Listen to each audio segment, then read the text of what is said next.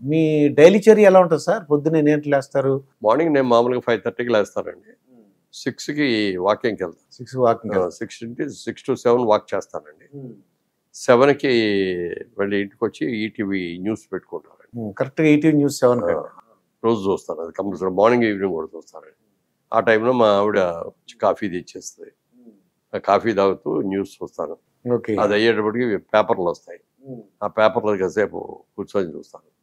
అయిన తర్వాత మళ్ళీ 8:30 to 9, 9:30 మళ్ళీ ఇంకొక గంట నడుస్తాను. సెకండ్ అంటే 3 ఇన్స్టాల్మెంట్గా 4 ఇన్స్టాల్మెంట్గా నడుస్తాను రోజుకి. మార్నింగ్ వాక్ 1 hour అండి. మళ్ళీ 8:30 to 9:30 మళ్ళీ ఒక 45 minutes కానీ అక్కడ నడుస్తానండి. తర్వాత ఈవినింగ్ 4 to 5 నడుస్తానండి. భోజనం చేసిన తర్వాత ఒక అరగంట నడుస్తాను మళ్ళీ 8:30 to 9. 4 times వాకింగ్ అంటే 10,000 స్టెప్స్ పైన ఉంటాయేమో అయితే. 10గా అంటే మినిమం 10,000 అనేది పెట్టుకున్నానండి. జనరల్గా యావరేజ్గా 15,000 ఉంటాయి. ఒక్కో రోజు 20 నడుస్తానండి, 20,000 కూడా. ఎందుకంటే 2 రోజు కుదరకపోవచ్చు కదా. వాళ్ళ పొద్దున్నే ఏలూరు వెళ్ళాలి, కారులో వెళ్ళి మళ్ళీ రాత్రికి వస్తూ ఉంటే ఆ రోజు కుదరదు. అందుకని యావరేజ్గా 10కి తగ్గకూడదు, 15 మెయింటైన్ చేయాలి. ఇందాక మీ మేడం గారు అన్నారు కదా కాఫీ ఇస్తారని. ఒక సభలో చూసానమాట అండి. మీరు చాలా అందంగా ఉన్నారంటే మీరు ఏమన్నారంటే మీకు జ్ఞాపకం కదా, వచ్చి మా ఆవిడికి చెప్పండి మీరు చాలా మంచివారంటే నాకు ఇంటికి అంటే నిజంగా అదే అందరూ పగలబడి నవ్వారు. మీరు అన్న తర్వాత ఎంత బాగా నవ్వుకున్నారంటే కింద అంతా మేము చూసాం కదా, మేము ఉన్నాం కదా. అంటే అలా కొంచెం సరదాగా ఉండాలి చూసే వాళ్ళకి. మూతి బిగించుకొని అంత అంతగాళ్ళు లేడు కాలు మీద కాలేసి కూర్చున్నట్లు. అవును సార్, అందరికీ అందుబాటులో ఉండాలి, అందరూ మిక్స్ అయిపోవాలి. అవునండి. అందుకే మనకు ఏలూరులో అన్నాను కదా, కానీ గోదావరిలో కొద్దిగా అంటే నేను అభిమానాన్ని కాదు, కొద్దిగా ఎలా అయినా కొద్దిగా మనం సరదాగా ఉంటాం మిగతా కంటే. తూర్పుగోదావరి వాళ్ళు ఇంకా సరదాగా ఉంటారు, వెస్ట్ గోదావరి వాళ్ళు కొంచెం కాపుగా ఉన్నా వీళ్ళు సరదాగా ఉంటారు. మళ్ళీ కృష్ణా డిస్ట్రిక్ట్, గుంటూరు డిస్ట్రిక్ట్ వచ్చినప్పుడు అది వేరే. ఇక సీనియర్ సిటిజన్లు ఎలా ఉంటే బాగుంటుంది సార్? చాలా వల్ల కొద్దిగా విడాకులు కూడా వస్తున్నాయి. ఎందుకంటే మీ అమ్మ మొన్న ఒక హత్య చూశారనమాట అండి. పెళ్ళి అయినా సరే వాళ్ళ అమ్మ ఊళ్ళో కూర్చుని ముద్దలు తినిపించుకున్నాడట వాళ్ళ అమ్మ దగ్గర గోరుముద్దలాగా. ఈ అమ్మాయి ఏదో అందటండి, వెళ్ళి పొడిచేసాడు అంతే. మా అమ్మని అంటావా అని. నేను తప్పండి, అంత ఆవేశాలు ఇవ్వడు. సీనియర్ సిటిజన్ సాంప్రదాయాల్ని మనం నిలబెట్టుకోవటం కోసం చేసుకోవడంలో తప్పలేదండి. కొంతమందికి నచ్చకపోవచ్చు, నచ్చకపోయినా దాన్ని అంత సీరియస్గా వెళ్ళిపోయి ఇటు తప్పే అంటూ తప్పే. అంటే సీనియర్ సిటిజన్ ఎలా ఉంటే బాగుంటుంది? ఎలా ఉండాలంటే సంతృప్తి ఉండాలండి. ఫస్ట్ ముందు సంతృప్తి ఉండాలి, సాటిస్ఫాక్షన్. సీనియర్ సిటిజన్ ఇప్పుడు నేనున్నా, నాకు 60 ఏళ్ళు వచ్చి 60 ఏళ్ళు వచ్చినప్పుడు నా కొడుకు చదువుకుంటూ శుభ్రంగా చదువుకుంటూ వచ్చాడు. వాడు చదివించాము. వాళ్ళ పిల్లలు పెద్దలు అయ్యేటప్పటికి ఇప్పుడు వాళ్ళ పిల్లల్ని వాళ్ళు చూసుకున్నా కూడా మేము ఇప్పుడు నేను ఇదివరకులాగా ఇంత యాక్టివ్గా బిజినెస్ చేయట్లేదు. ఇప్పుడు వాళ్ళు వచ్చేసారు, వాళ్ళు బృపగా చేసుకుంటున్నారు. నేను రోజు వస్తాను మార్నింగ్ టైము ఆఫీస్కి 11, 11:30కి, 1 గంట 2 దాకా ఉండి 2ంటికి ఇంటికి వెళ్ళి పనిచేస్తాం. ఈవినింగ్ ఇందాక చెప్పినట్టుగా 4 to 5 మళ్ళీ నడవటం, లేకపోతే సాయంకాలం పూట ఏమైనా ఫంక్షన్స్ ఉంటా ఉంటాయి. నాకు ఎక్కువగా ఫంక్షన్స్ ముఖ్య అతిథిగా చాలా మంది పిలుస్తూ ఉంటారు, అది వెళ్ళి రావటం. అట్లా నైట్ మళ్ళీ 10 కల్లా పడుకుంటారు. మళ్ళీ తెల్లవారుజామున మామూలుగా 5కి లేవటం. అంటే ఆధ్యాత్మిక కార్యక్రమాలు అన్నీ ఎవరు పిలిచినా వెళ్తుంటారు మనం. అన్నీ ఉంటాయి. ఆధ్యాత్మికంగా చూడాలంటే రోజు పూజ చేస్తానండి. రోజు 1 hour చేస్తాను. పూజ చేయకుండా బయటికి రాను, నెంబర్ 1. అలాగే అయ్యప్ప స్వామి దీనిగా దీక్షతోటి 36 సంవత్సరాలు వెళ్ళొచ్చాను. 36 సంవత్సరాలు కూడా 40 రోజులు 50 రోజులు దీక్షలో నేను చేశాను. అట్లా అలాగే సాయిబాబా, వెంకటేశ్వర స్వామి అన్ని కూడా. ఆయన మీ టీటీడీ చైర్మన్ కూడా మీ అభిమానులు అన్నారు. అసలు వచ్చేస్తారు అనుకో, లాస్ట్ చంద్రబాబు నాయుడు గారు ఉండగా వచ్చేస్తారు అనుకున్నాం. ఆల్మోస్ట్ పేపర్లో వాటిలో కూడా న్యూస్ వచ్చింది. మీ ఇలాంటి అభిమానులు మేము అనుకున్నాం మా గురువు గారు టీటీడీ. ఎందుకంటే అదే అందరూ ఎక్స్పెక్ట్ చేశారు. అంటే అది తేలిక కాదు. చంద్రబాబు నాయుడు గారిని అప్పుడు అడిగితే ఏమన్నారంటే, నాకు ఇంకేం అడగండి, నేను మినిస్టర్ కావాలి, అది కావాలి, ఇది కావాలి, నేను అడగనండి, నాకు దేవుడు అంటే ఇష్టం కాబట్టి అవకాశం ఉంటే చంద్రబాబు టీటీడీ చైర్మన్ ఇవ్వండి అన్నాను.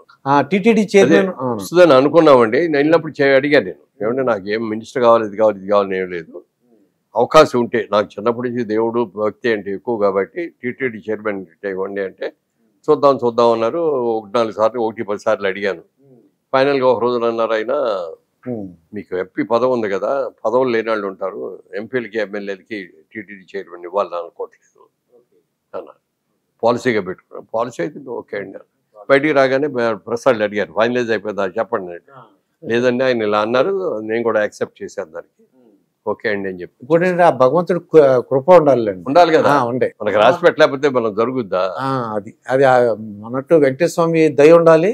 ఆయన అడిగితేనే మనం వెళ్ళగలవండి. నాకు అర్థమైంది అది కదా. మరి ఇప్పుడు యాక్టివ్ పాలిటిక్స్ లో లేరు సార్ మీరు, ఎందువల్ల? లేదు వద్దని చెప్పారండి. నేనే అంటే నాకు మొదటి నుంచి పాలిటిక్స్ లో పెద్ద ఇంట్రెస్ట్ లేకపోయినా, ఆ రోజున ఎన్టీ రామారావు ఉండగా ఆయన అడిగారు ఎంపీగా పోటీ చేయమని. వెళ్ళి చెప్పా, మీలాగా అన్ని మీ వదిలేసి నేను రాలేనండి, కానీ నేను ఎర్లీ స్టేజ్లో ఇప్పుడిప్పుడే పైకి వస్తున్నాను, పిల్లలు కూడా చదువుకుంటున్నారు, ఈ స్టేజ్లో మీ అన్నిటిని సాక్రిఫైస్ చేసి మీరు రాగలిగారు కానీ నేను రాలేరండి, క్షమించండి సార్ అంటే, ఓకే బ్రదర్ అన్నారు. మళ్ళీ చంద్రబాబు నాయుడు గారు గట్టిగా పట్టుబట్టి రావాల్సిందే అని చేస్తే ఇక వెళ్ళక తప్పల. అయిపోయింది, గెలిచాము, 5 ఏళ్ళు కష్టపడి పనిచేసాం. అయిన తర్వాత నెక్స్ట్ ఎలక్షన్స్ వచ్చినప్పుడు చంద్రబాబు నాయుడు గారి దగ్గర అందరూ ప్రజావేదికలోనే కూర్చున్నారు. అందరూ మాకు సీట్ కావాలి. నేను వెళ్ళేవాడు. అయితే ఏంటి మురళీమోహన్ గారు వచ్చారు, మీ సీటు మీదే, మీరు వెళ్ళి ప్రచారం చేసుకున్నారు సార్, ఒకసారి మీతో మాట్లాడాలండి, ఒంటరిగా మాట్లాడాలి, మీరు నేనే కూర్చొని మాట్లాడాలి అనగానే సరే అందరిని బయటికి పంపించారు. ఇద్దరం కూర్చున్నాం. ఏంటి చెప్పండి, నాకు రాజకీయ అదే పోటీ చేయనని చెప్పడం కోసం వచ్చారండి.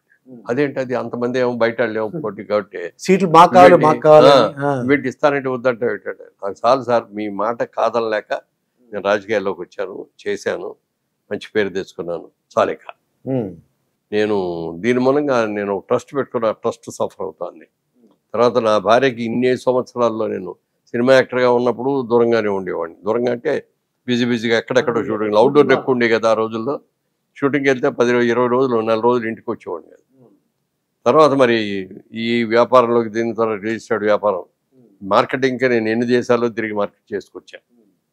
అట్లా నేను ఇక నుంచి ఇక చాలండి ఇక లైఫ్, సినిమాలు కూడా మానేస్తున్నాను, ఆవిడతో నేను హ్యాపీగా ఉండాలి, రెస్ట్ తీసుకొని అని చెప్పి ఆయనతో చెప్పి, అందుకని ఈ సంవత్సరం కూడా వెళ్ళా. మొన్న కూడా ఒకసారి అన్నాడు చంద్రబాబు నాయుడు, చాలా ఫిట్గా బాగున్నారు కదా, వచ్చేయచ్చు కదా అని. వద్దులేండి చాలు. మరి సినిమాల్లో ఎవరిని అడిగితే వేస్తారు సార్, ఇంట్రెస్ట్ ఉంది సినిమాలతో వేస్తాను. ఎందుకంటే అక్కినేని నాగేశ్వరరావు గారు ఎప్పుడు ఒకటే వాటనేవారు, చచ్చిపోయే వరకు నటిస్తూ చచ్చిపోవాలి. ఓ వెరీ గుడ్ అండి. ఆయన అలాగే చేశారు. ఆఖరిన మనం అనే సినిమా కూడా చేసి సూపర్ సార్. హాస్పిటల్లో ఉండి హాస్పిటల్లోనే డబ్బింగ్ చెప్పారు. ఏ నటుడైనా నటిస్తూనే చచ్చిపోవాలని కోరుకు. అయితే ఇంకా చివరిగా మీరు అంటే మీ మనసులో ఏమైనా కోరికలు ఇంకా ఇలా చేస్తే బాగుంది, మీ ట్రస్ట్ కూడా చెప్పారు sir, Muralimohan trust, charitable trust ఉందండి. దాని ద్వారా ఏం చేద్దాం అనుకుంటున్నాను. దాంట్లో ఆల్రెడీ ఇప్పుడు 10 ఏళ్ళ నుంచి ఉందండి. 2006లో పెట్టాం. ఇప్పటికి దాదాపు 18 ఏళ్ళు అయింది అది పెట్టి. దాంట్లో ఏంటంటే పూర్ స్టూడెంట్స్ని, బాగా బ్రైట్ స్టూడెంట్స్ని, ఇప్పుడు ఇంటర్మీడియట్ దాకా ఏదో విధంగా చదువుకుంటున్నారు. ఇంటర్మీడియట్ చదివిన తర్వాత ఒక ఎంబీబీఎస్ చదవాలన్నా లేకపోతే ఒక ఇంజనీరింగ్ చదవాలన్నా వాళ్ళ దగ్గర డబ్బులు ఉండట్లేదు పాపం. ఇక ఏమి లేకుండా ఇక అతడితో ఏదో అంటే గోమస్తా బతుకుతున్నారు. అలాంటి వాళ్ళు బాగా టాలెంట్ ఉన్న వాళ్ళని, అతి పూర్గా ఉన్న వాళ్ళని మనం సెలెక్ట్ చేసుకొని వాళ్ళకి కనుక మనం college fees, hostel fees, books అన్నీ ఇచ్చేస్తే వాళ్ళు బాగా చదువుకుంటారు. వాళ్ళు చదువుకోగానే ఒక ఫ్యామిలీలో ఒకటి సెటిల్ అయ్యాడంటే తమ్ముళ్ళని, చెల్లెళ్ళని అందరూ కూడా చూసుకుంటాడు కదా. ఇది బెస్ట్ ఇది అని చెప్పి ఇది డిసైడ్ చేసుకొని ఇచ్చాం. ఒక 1000 మందికి ఇచ్చామండి. ఈ రాజకీయాల్లో వెళ్ళటం మూలం కానీ ఏదైనా కానీ ఒక 3 yearsగా అది సిక్ అయింది ట్రస్ట్. ఇప్పుడు మళ్ళీ రివైవ్ చేస్తున్నాం.